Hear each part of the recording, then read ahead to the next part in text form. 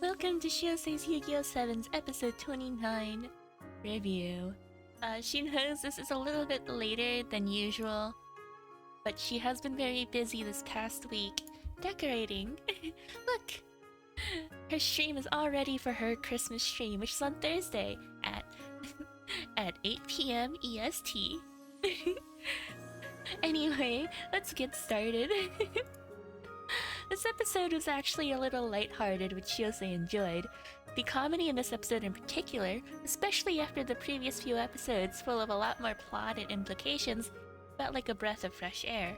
Of course, there were still some very heavy moments this episode, which Shiose will get to.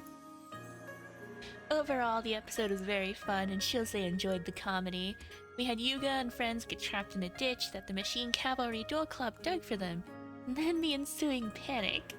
Turns out Luke had eaten all of their food yesterday, so they're stranded and starved with no means of getting help because there's no service in the mountains. That is, except for... Kaizo! The Kaizo-Sebastian rivalry this episode was so fun. Shiose missed this kind of back-and-forth banter between two characters. We had it briefly with Luke and Roman, but that faded out pretty quickly. It seems like Sebastian and Kaizo are going to be the same because they buried the hatchet between them at the end of the episode, so to speak. It was nice while it lasted though, because I really enjoyed them ribbing on each other. And, well, it seems like, just like the hatchet they buried, Kaizo is about to also be buried by Yuga and his friends. This was such a fantastic shot at the very end, Shiose really started laughing. There were also a lot of other small scenes this episode that Shiose liked. Take this shot of Gakuto waking up, for instance. He had already been established as an early riser in episode 4, which continued in episode 27 as he walked to school with Roman. Now we have another shot of him being the first to wake. Shiose really does like consistent character portrayals like this. It really adds to the world and character building that Sevens has done so far. Another good shot would be of Gakuto's phone, and more importantly, his wallpaper. It has the same traditional Japanese aesthetics that Gakuto has. This episode is really good with building Gakuto. Well, probably because... This is what everyone is here for, isn't it? The Galliant versus Ronze duel that everyone expected the outcome of, but not the consequence.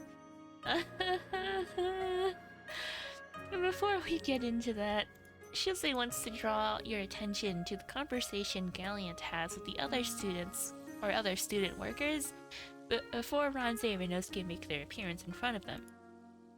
One of them says that there is a vein of ore around here that Galliant immediately tells them to excavate. Then, we get the shot of Galliant talking about how he'll definitely fulfill the Great One's wish. Shiose only has some minor speculation about what that wish is right now, so she can't really share it because she can't back it up with evidence from the show. She can say that perhaps Asana changed her mind about something after meeting with Yuga, possibly? The way that Galliant talks about digging Yuga and his friends in seems to imply that he doesn't actually want them to, like, suffer, that they only did it, or that he only did it so that Yuga wouldn't interfere with whatever they were doing there. Anyway, the way Galliant talks about Asana, and yes, the Great One is Asana, makes Shiose very curious. He-sama is such an indirect way of referring to her, and with a great amount of respect attached as well. It almost seems like she is a monarch of some sort and not just their club leader. Is this the attitude we can expect to have with the rest of the club? Or is this only Galliant because he's a military guy? Yeah, if you didn't notice, all his lines and references are either military idioms or military terminology. Even his theme is a march. If you go back and listen carefully, you can hear the brass instruments and the drums. And Shiose actually really liked it. She kind of likes Galliant as a character. She didn't think that she would, but he does seem very interesting. Okay. She can't delay it any longer. On to the duel. Shiose doesn't feel like she needs to talk a lot about the substance of it.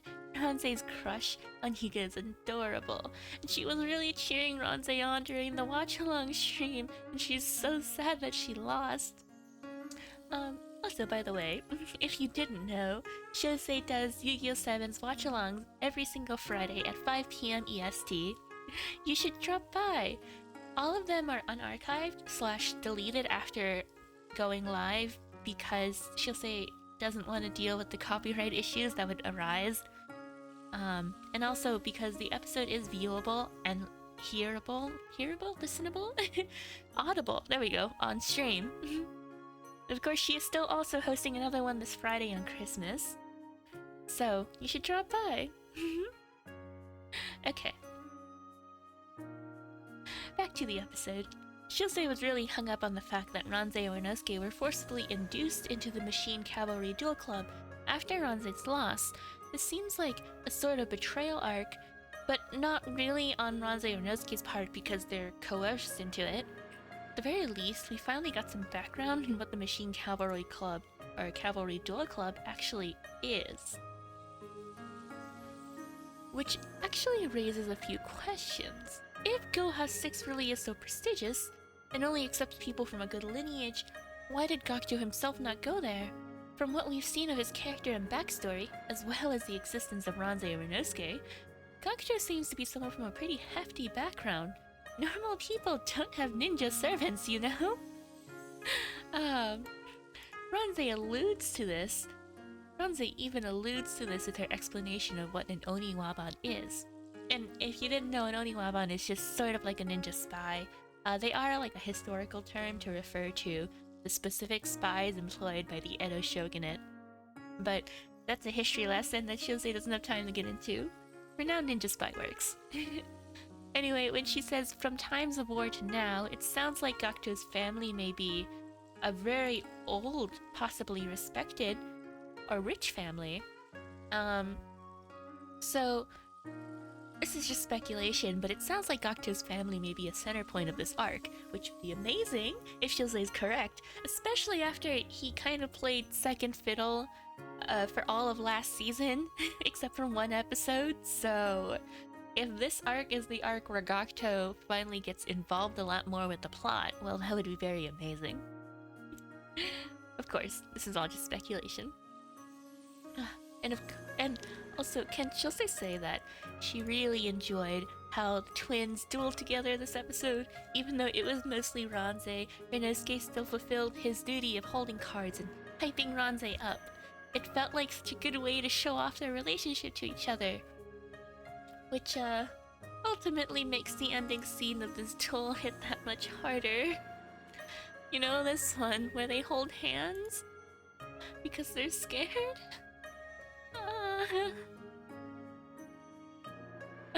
Anyway, the both of them getting forcefully inducted into this group seems like a further plot point for Gakuto to address later on this season.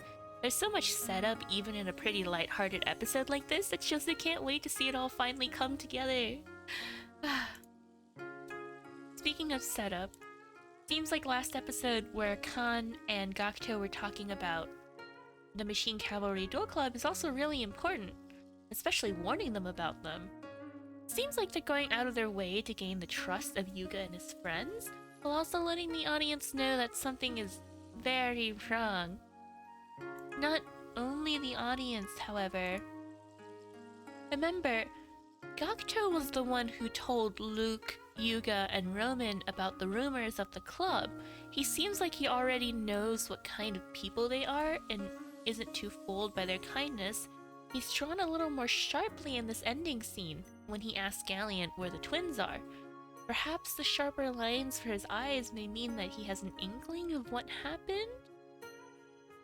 Time will tell. Anyway, Shiose really enjoyed herself this episode, as usual. It looks like there was more setup than the previous ones, so she can't wait to see it all finally come to light. She does kind of wish things sped up a little, because we basically had 3 episodes of setup now, but it's okay. She's just a little bit impatient. It'll come eventually. Once again, Seven's writing has not disappointed Shiose yet. Also, she's very, very excited for next episode. Kamijo Haruka?